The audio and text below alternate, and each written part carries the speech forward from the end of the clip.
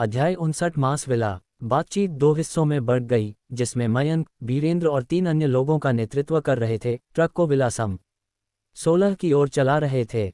Villa सम 16 से आगे के विला शाहनहू विला जिले में गहरे थे, इसलिए दूरी विशेष रूप से नज़दीक नहीं थी। बीरेंद्र गाड़ी चलाने का प्रभारी था, कोहरे में लिपटी सड़क पर धीरे धीरे चल रहा था और जल्द ही धुंध के भीतर एक हलचल हुई। सुरक्षा वर्दी पहने हुए मास शव कोहरे में दिखाई दिए और कार की आवाज़ पर ध्यान देते ही वे तुरंत उनकी ओर दौड़े। ओल्ड बीरेंद्र, बस उन्हें पार कर दो, उन पर ध्यान मत दो। यात्री सीट पर बैठा मयंक बस एक वाक्य बुदबुदाया, जैसे ही काले कवच में लिपटा 4 सशस्त्र शव राक्षस शव की प्रतिक्रिया करने से पहले ट्रक के बगल से बाहर निकल आया। उसे 4 सशस्त्र शव ने पकड़ लिया और काले कवच पर लटके पू चाकुओं का भी उपयोग नहीं किया गया। एक दबाव के साथ उसकी रीढ़ की हड्डी सीधे टूट गई। फिर अनगिनत खून की धारियां फैल गईं। मांस शव के साथ समलन फ्यूजन शुरू हो गया। मांस और हड्डी दोनों को मकड़ी राक्षस के लिए समलन सामग्री में परिवर्तित कर दिया। 84.5%। ये रूपांतरण दर अच्छी है। मयंक ने इसे छिपाने की कोई कोशिश नहीं की, लेकिन कार में बीरेंद्र और अन्य लोग कोई सवाल नहीं पूछेंगे, क्योंकि वाहन धीरे धीरे कोहरे में प्रवेश कर गया। 2 मिनट से भी कम समय में 4 सशस्त्र शव ने बड़े कदमों से पकड़ लिया। विला सम 16 के सामने ट्रक के साथ रुक गया। चलो अंदर जाकर देखते हैं, जो भी मांस शव दिखे उसे मार दो। समूह कार से बाहर निकला और एक त्वरित निरीक्षण के बाद विला के बारे में कुछ भी असामान्य नहीं मिला। उन्होंने सामने का दरवाज़ा तोड़ दिया। अंदर घुसने के शोर ने विला के अंदर के राक्षसों को चौंका दिया और ऊपर से चीखें उठीं, जैसे को बड़ा मांस शव दूसरी मंजिल से नीचे कूदे। बीरेंद्र ने एक चाकू पकड़ा और उसका एंजिल दूत पहले हमले का सामना करने के लिए आगे बढ़ा। नियंत्रण और चाकू मारने की वन स्टॉप सेवा के साथ आधे मिनट से भी कम समय में मांस शव मारा गया। जैसे ही मांस शव मर गया, विला में शांति छा गई। मयंक ने 4 सशस्त्र शव को मरे हुए मांस शव का समलन शुरू करने के लिए कहा, जबकि बीरेंद्र और अन्य ने विला सम 16 की तलाश शुरू कर दी। चीज़ें ज़्यादा नहीं थीं, एक भी लाश नहीं थी। विला सम 16 बस एक बुजुर्ग अमीर आदमी का निवास था, जो एक लेखक था, जो पहले वाला को बड़ा मांस शव था। किताबों के ढेर और कुछ बेकार दस्तावेजों के अलावा ज्यादा खाना नहीं था। एकमात्र कुछ उपयोगी चीज गराज में एक कार थी। मयंक ने बीरेंद्र को ईंधन निकालने का निर्देश दिया। फिर उसने 4 सशस्त्र शव को नियंत्रण करने के लिए हेरफेर किया, जिसमें धातु एक गोले में समृद्ध हो गई, जो उसके सामने तैर रहा था। ओल्ड बीरेंद्र, अपने मांस शवों को यहाँ लाओ। मयंक के साथ के सभी लोगों ने मांस शवों के साथ अनुबंध किया था, जो देवाशीष और उसके समूह से अलग था। बीरेंद्र ने सभी को बुलाया और 4 मांस शव बगल में खड़े हो गए, जैसे मयंक ने 4 सशस्त्र शव को निर्देशित किया। धातु परिवर्तित होती रही, धीरे धीरे शवों पर चिपक गई। पारे की तरह चलते हुए, एक दूसरे से जुड़ते हुए, शवों पर धीरे धीरे एक गहरे रंग का कवच सूट दिखाई दिया। एक भारी हेलमेट उनके सिर को सजाता था, जिसमें लोहे का कवच उनके शरीर को ढक लेता था, लगभग पूरी तरह से उन्हें कवर करता था, सिवाय जोड़ों के जिन्हें चालाकी से खुला रखा गया था। पहले से सुसज्जित चाकुओं के साथ राक्षसी उपस्थिति ज्यादातर छिपी हुई थी, इसके बजाय कवचधारी योद्धाओं जैसी लग रही थी। कवच का वजन मोटे तौर पर कुछ दर्जन पाउंड था, लेकिन मांस शवों की ताकत कमजोर नहीं थी, इसलिए ऐसे कवच को सहना कोई बोझ नहीं था। मयंक ने बीरेंद्र और अन्य को देखा और उतनी ही तेजी से एक विचार के साथ उसने 4 सशस्त्र शव की धातु नियंत्रण क्षमता का उपयोग करके उन्हें कवच से सजाया। उनका कवच मांस शवों की तुलना में थोड़ा हल्का था, लेकिन इसी तरह की मजबूत रक्षा प्रदान करता था। ये सब हो जाने के बाद धातु के गोले का आधे से अधिक हिस्सा बचा रहा। मयंक ने इसे जमीन पर रखा और कहा, सामानों को ट्रक पर लाद दो, हम अगले विला के लिए चलते हैं। जी हुजूर। लोहे के कवच के साथ मांस शवों की लड़ाई की शक्ति ध्यान देने योग्य रूप से बढ़ गई, और हालांकि उन्होंने काटने के लिए अपने मुंह का उपयोग करने की क्षमता खो दी, अन्य मांस शवों के खिलाफ लड़ाई में नुकसान सहने की उनकी क्षमता बहुत कम हो गई। करीबी लड़ाई शुरू हुई। चाकुओं को सीधे राक्षस शवों के शरीर में घोंपा गया, जिससे लड़ाई असाधारण रूप से सरल और खूनी हो गई। विला 16 से शुरू करके मयंक अब कार्रवाई में मुख्य शक्ति नहीं था, क्योंकि बीरेंद्र ने 3 लोगों और पूरी तरह से हथियारबंद शवों का नेतृत्व सीधे झाड़ू लगाने के लिए किया। वे हत्या के लिए जिम्मेदार थे, जबकि मयंक ने पीछे की देखरेख की। 4 सशस्त्र शव ने थोड़ा थोड़ा करके समलन के लिए अन्य शवों को रूपांतरण सामग्री के रूप में उपयोग करना शुरू कर दिया। समलन डिग्री 84.5% से बढ़कर 92.5% हो गई और प्रगति सुचारू थी। ट्रक धीरे धीरे सामान से भरता गया। हालांकि जब ट्रक विला 20 पर पहुंचा तो मयंक को लगा कि कुछ ठीक नहीं है। विला 20 का यार्ड गड़बड़ था। पूरी आदमी के बराबर ऊंची बाड़ पूरी तरह से टूट गई थी, जिसमें ईंटें, लकड़ी के तख्ते बिखरे हुए थे और एक विशाल अंतर था, जैसे कि किसी वाहन से टक्कर मारी गई हो। मयंक, यहाँ कुछ ठीक नहीं है। शव इतनी हलचल नहीं कर सकते थे। सब लोग वाहन से उतर गए और बीरेंद्र का चेहरा गंभीर हो गया था। बाढ़ का बड़ा हिस्सा ढह गया था और सबसे क्षतिग्रस्त बिंदु पर एक भारी टक्कर के स्पष्ट संकेत थे, जो 3 से 4 मीटर तक फैला हुआ था। सब लोग सावधान रहें और मुझसे ज्यादा दूर न जाएं।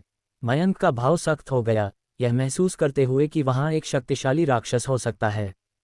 4 सशस्त्र शव उसके बगल में खड़ा था, मयंक का पीछा करते हुए विला के आंगन की ओर। पूरे यार्ड में मलबे थे और उसके नीचे एक लाल रंग का निशान विशेष रूप से ध्यान देने योग्य था। निशान विला के मुख्य द्वार से बाहर की ओर घसीटता हुआ दौड़ रहा था। विला के प्रवेश द्वार पर रेलिंग के एक हिस्से को कसकर पकड़े हुए गहरे लाल हाथों के निशान थे। रेलिंग को घसीटा गया और विकृत कर दिया गया जब तक कि वह नज़र से गायब नहीं हो गया। विला 20 की केवल बाढ़ ही नहीं, बल्कि मुख्य दरवाज़ा भी सीधे टूट गया था। बड़ा लोहे का दरवाज़ा रद्दी धातु की तरह दब गया था और दोनों तरफ की दीवारें फूट गई थीं, जिसमें ईंटें और पत्थर चारों ओर बिखरे हुए थे, एक भूरे रंग की धुंध में खून से ढके हुए थे। सामने का दरवाज़ा टूट गया। इस प्राणी की ताकत शायद शवों की तुलना में बहुत अधिक है। बीरेंद्र के दिल में एक कंपकंपी दौड़ गई। वह प्राणी जिसे दरवाज़ों और दीवारों से रोका नहीं जा सकता था, उसने खून का एक बड़ा तालाब पीछे छोड़ दिया था, जैसे कि किसी को अंदर से हिंसक रूप से झपट लिया गया हो। मयंक, क्या हमें इसका पीछा करना चाहिए? निशान स्पष्ट था और प्राणी शायद एक विशालकाय था, एक शरीर को अत्यधिक भारी कदमों के साथ घसीट रहा था, जिसमें खून के धब्बे और पैरों के निशान लगभग स्पष्ट रूप से दिखाई दे रहे थे। मयंक की निगाहें तेज हो गईं। पीछा करो। उसके आदेश के साथ बीरेंद्र और अन्य ने संकोच नहीं किया। विला 20 को पीछे छोड़ दिया और निशान का पीछा किया।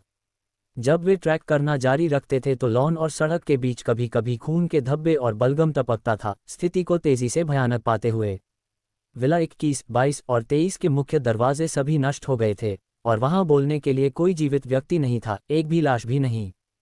खून और खंडहरों के साथ हर विला एक गड़बड़ी थी और खून ग्राफिटी की तरह सब कुछ दागदार करता हुआ प्रतीत होता था, जिसमें अलग अलग आकार के खून के धब्बे भयानक और अजीब में योगदान करते थे। ट्रैकिंग तब तक जारी रही जब तक वे विला 30 तक नहीं पहुंच गए, जहां कोहरे के माध्यम से दूरी से भयानक दहाड़ें लगातार फूट रही थीं, जैसे कि नर्क के चीखने से उत्पन्न हो रही हों। ट्रक पर बीरेंद्र ने स्टीयरिंग व्हील को और कसकर पकड़ लिया। उसने महसूस किया कि आवाज़ों की दिशा विला 30 थी। वह प्राणी जिसने पूरे विला क्षेत्र को तबाह कर दिया था वहीं होना चाहिए। मयंक, वहां एक से ज्यादा हो सकते हैं, क्या हमें वहां जाना चाहिए? इस अज्ञात प्राणी का सामना करते हुए चिंतित महसूस न करना असंभव था, लेकिन बीरेंद्र ने केवल मयंक के आदेशों को सुना। अगर उसने जाने के लिए कहा तो कोई पीछे हटना नहीं होगा। वहां चलाओ। मयंक का भाव गंभीर हो गया। लड़ाई के लिए तैयार, दृढ़ संकल्प की ऐसे प्राणी को विला जिले में स्वतंत्र रूप से घूमने नहीं दिया जाएगा। कोई फर्क नहीं पड़ता, उससे तह तक जाना ही होगा। बीरेंद्र ने जोर से सिर हिलाया और धीरे धीरे वाहन को विला 30 की ओर मोड़ा। दीपक वृक्ष क्रिस्टल के नीचे कोहरा धीरे धीरे छट गया और हेडलाइट्स ने सामने के दृश्य को रोशन किया, जिससे विला 30 पूरी तरह से प्रकट हो गया। हालांकि इस बिंदु पर विला 30 कैसा था? वह घर से ज्यादा एक भयानक दृश्य जैसा दिखता था, जो मांस और बलगम से क्षरित हो गया था। एक विशाल राक्षस हत्याकांड और मांस के बीच बैठा था, जिसके चारों ओर 2 से 3 दर्जन लाशें थीं, अपने दांत और पंजे बाहर निकाल रहे थे, उस पर चीख रहे थे। अध्याय 60 मांस पर्वत। विला के खंडहरों के ऊपर मांस और खून से ढेर एक विशाल प्राणी खड़ा था, लगभग 5 मीटर ऊंचा, गहरे लाल मांसपेशियों के साथ मोटा रूप, जो एक लाल चिपचिपे तरल से लेपित था, जिससे यह स्पष्ट था कि यह पदार्थ खून था या केवल स्राव।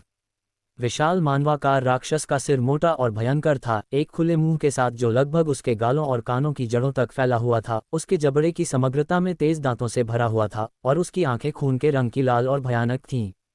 उसके मोटे पेट के ऊपर एक और विशाल घाव था, जो छाती से पेट तक फैला हुआ था, बाएं और दाएं खुलता था, लगभग 1 मीटर लंबा, गहरा और सिंदूरी रंग का था, जिसमें घने गियरों की तरह दांत पूरी दरार को भरते थे।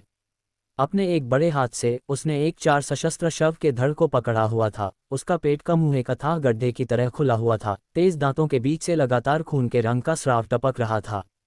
4 सशस्त्र शव का आधा धड़ पेट के खुले मुंह में ठूंस दिया गया था। चबाने की कड़क आवाज गूंज रही थी, क्योंकि प्रचुर मात्रा में खून दरार से फिसल रहा था, विला के कीचड़ से ढनके हुए खंडहरों पर टपक रहा था। अपनी रीढ़ में ठंडक महसूस करते हुए मयंक और उसके साथियों को आखिरकार समझ में आया कि जमीन इतनी खून से लथपथ कैसे हो गई।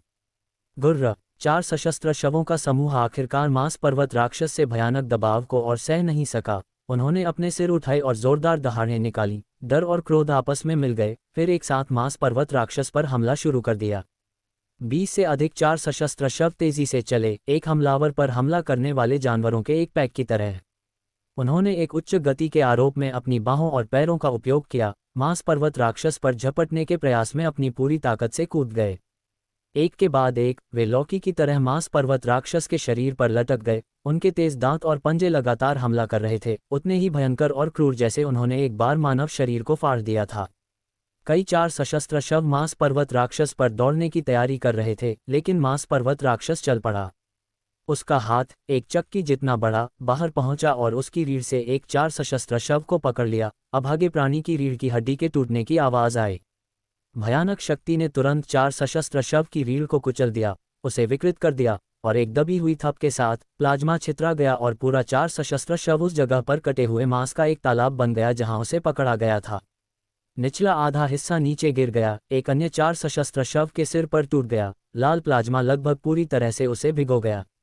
इस बीच ऊपरी आधा हिस्सा अभी भी मांस पर्वत राक्षस की पकड़ में था। उसने एक धीमी दहाड़ निकाली, फिर अपने सिर का खुला मुंह खोला और 4 सशस्त्र शव के सिर को अंदर ठूंस दिया, एक तरबूज की तरह, एक काटने में उसे कुचल दिया।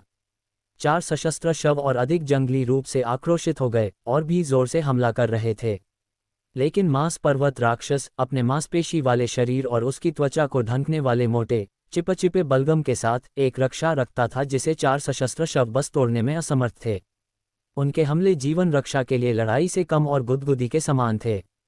उथले घाव जल्दी से खून और बलगम से ढंक गए, चौड़ा होने से पहले ही धीरे धीरे ठीक हो गए। एक 4 सशस्त्र शव के आधे धड़ का भोजन करने के बाद मांस पर्वत राक्षस आखिरकार परेशान होकर अपने मजबूत हाथ को झुलाया, 4 सशस्त्र शवों को मक्खियों की तरह खुद से दूर कर दिया।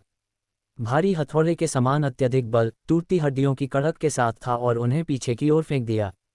मांस पर्वत राक्षस की ताकत न केवल जबरदस्त थी, बल्कि जिस गति से उसने अपने विशाल हाथ झुलाए वह भी खतरनाक रूप से तेज थी। हालांकि 4 सशस्त्र शवों ने बचने की कोशिश की, वे उन घेरने वाले हाथों की झाड़ू से बच नहीं सके। प्रथम स्तर उच्च ग्रेड, निश्चित रूप से प्रथम स्तर उच्च ग्रेड। बस एक टकराव से मयंक और उसके साथी मांस पर्वत राक्षस की शक्ति का अंदाजा लगाने में सक्षम थे। बीरेंद्र ने गला सूखा और धीमी आवाज में पूछा, अब हमें क्या करना चाहिए? गैस के कैन लो, लोहे के गर्म रहते ही वार करो। बीरेंद्र एक पल के लिए स्तब्ध रह गया, फिर सिर हिलाया, ठीक है, मैं तैयारी करता हूँ। ट्रक में 3 गैस के कैन थे, प्रत्येक में लगभग 60 से 70 लीटर था, जिसे उन्होंने उन विला में कारों से निकाला था जिनकी उन्होंने तलाश की थी, जिनके खाली वाहनों को मयंक ने पिघलाकर धातु के घन में बदल दिया था और ट्रक के पीछे रखा था। मयंक ने मांस पर्वत राक्षस को शिकार के रूप में देखा और इस उत्कृष्ट अवसर को फिसलने नहीं देगा। उसने बीरेंद्र को गैस तैयार करने का निर्देश दिया जबकि वह खुद ट्रक के पीछे की ओर बढ़ा। 4 सशस्त्र शव को धातु के घनों को पकड़ने का निर्देश दिया। धातु नियंत्रण। 4 सशस्त्र शव के प्रभाव में वे धीरे धीरे विकृत हो गए, लगभग 1.5 मीटर लंबे 4 भाले का आकार ले लिया। उनके नुकीले सिरे पर कांटे थे, पूंछ एक लंबी जंजीर से जुड़ी हुई थी, बारीकी से एक दूसरे में फंसे हुए और अत्यंत मजबूत थे। मयंक, गैस के कैन तैयार हैं। तीनों गैस के कैन के ढक्कन खोल दिए गए थे और समूह के सामने रखे गए थे। एक पल में मैं उस राक्षस को फंसाऊंगा और तुम लोग पेट्रोल के बैरल को फेंकने का मौका ढूंढो। ठीक है, मयंक ने आदेश देने के बाद भाला पकड़े हुए 4 सशस्त्र शव मांस पर्वत राक्षस की ओर दौड़ा। उनकी जगह विला से केवल 100 मीटर दूर थी और कुछ बड़े कदमों के भीतर 4 सशस्त्र शव पहले ही 50 मीटर से कम दूरी तक दौड़ चुका था। शव ने अचानक दोनों हाथों से बल लगाया और भाला फेंका, एक शूटिंग स्टार की याद दिलाते हुए, एक सूखी आवाज के साथ। एक के बाद एक 2 भाले तुरंत मांस पर्वत राक्षस के शरीर में घुस गए। गुर्र। मांस पर्वत राक्षस के 2 बड़े मुंह से एक गुस्से भरी दहाड़ उठी, जो हिंसक रूप से 4 सशस्त्र शव की ओर मुड़ा। उसकी खून के रंग की आंखें क्रोध से भरी हुई थीं। 4 सशस्त्र शव की अचानक चाल ने राक्षस का ध्यान खींचा और गुस्से के एक दौरे में उसने अपने विशाल हाथ के एक झूले से बाधा डालने वाले शवों को दूर कर दिया। फिर अपने मोटे पैरों को हिलाते हुए उसने 4 सशस्त्र शव की ओर दौड़ लगाए। धम धम धम, पैरों की आवाज भारी थी जिससे जमीन सूक्ष्म रूप से कांप उठी, एक भारी बख्तरबंद टैंक की तरह। सूं। हालांकि 4 सशस्त्र शव ने जंजीर को पकड़ा और उसे सीधे पास के 2 बड़े पेड़ों के तने के चारों ओर लपेट दिया।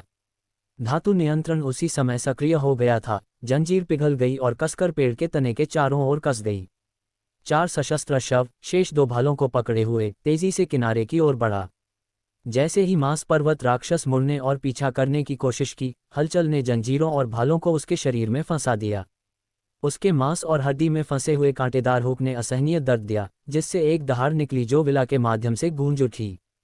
सूं किनारे की ओर बढ़ने के बाद 4 सशस्त्र शव ने एक और भाला लॉन्च किया। मांस पर्वत राक्षस ने अपने हाथ से रोकने की कोशिश की, लेकिन जैसे ही वह सामने आया, भाले ने उसकी हथेली को पार कर दिया, जो एक चक्की जितनी बड़ी थी, और उसका सिरा लगभग उसकी छाती में घुस गया। 4 सशस्त्र शव ने जोर से खींचा और जंजीरें जोर से खड़खड़ा उठी, अचानक एक धनुष की डोरी की तरह तंग हो गईं। यह एक बड़े पेड़ के तने के चारों ओर घूम गई, जिससे मांस पर्वत राक्षस का बड़ा हाथ जबरदस्ती सीधा हो गया। उसी तरीके का पालन करते हुए जंजीर का एक सिरा पेड़ के तने से बांध दिया गया। 3 जंजीरें, हर तरफ एक, ने मांस पर्वत राक्षस को बांध दिया। अब उसके लिए महत्वपूर्ण रूप से चलना इतना आसान नहीं था। और आखिरी भाला और जंजीर 4 सशस्त्र शव के तेजी से मांस पर्वत राक्षस के तिरछे पीछे की ओर बढ़ने के बाद भी एक शूटिंग स्टार की तरह लॉन्च किया गया। इस भाले ने मांस पर्वत राक्षस की पीठ को पार किया और उसकी स्तंभ जैसी जांघ में घुस गया, हड्डी को कील दिया, फिर जंजीर को विला के एक स्तंभ के चारों ओर बांध दिया गया। पेट्रोल फेंको, मयंक ने शांत होकर आदेश दिया। बीरेंद्र और अन्य ने पेट्रोल के बैरल उठाए और मांस पर्वत राक्षस के पास पहुंचे, लगभग 30 से 40 मीटर दूर। बिखरे हुए शव उनकी ओर दौड़े। मयंक आगे बढ़ा, उसके चाकू हाथ में क्षैतिज रूप से पकड़े हुए थे, सीधे आने वाले शवों को काट रहे थे। बीरेंद्र और अन्य ने पेट्रोल के बैरल को मांस पर्वत राक्षस पर जोर से फेंका और खुले से बड़ी मात्रा में पेट्रोल छलक गया, मांस पर्वत राक्षस को भिगो दिया और उसके चारों ओर जमीन पर बह गया। जलाओ, ईंधन से भीगी हुई ज्वलनशील सामग्री बीरेंद्र ने फेंकी और तुरंत एक लौ उठी, मांस पर्वत राक्षस को आग में घेर लिया। जो शव समय पर बचने में विफल रहे, वे भी लपटों से घिर गए। भयानक और विभत्स दहाड़ें लगातार लपटों के भीतर से गूंज उठीं। विशाल मांस पर्वत राक्षस लगातार संघर्ष कर रहा था, जंजीरों को खींच रहा था जो जोर से खड़खड़ा उठी, एक तार की तरह तंग खींच गईं, जिससे एक को चिंता हुई कि वे टूट सकती हैं। उस पल लगभग 7 या 8 शव मयंक और अन्य की ओर दौड़े। मांस पर्वत राक्षस पर हमला होने के बाद उन्होंने अपने हमले का लक्ष्य बदल दिया। मयंक, बीरेंद्र और अन्य के साथ अपने हथियारों के साथ आगे बढ़े, उनकी ताकत और उपयोग में निर्दयी थे। वे शवों के खिलाफ अविश्वसनीय रूप से कुशल थे, खासकर एंजल दूत के समर्थन के साथ। एक ही मुठभेड़ में 7 या 8 शव मारे गए, खून पूरे जमीन पर फैल गया। और ज्यादा दूर से नहीं, विला आग की चपेट में था। जलते हुए मांस की हल्की गंध जो बहकर आई वह उल्टी लाने के लिए पर्याप्त थी। मयंक, क्या यह इसे जलाकर मार देगा?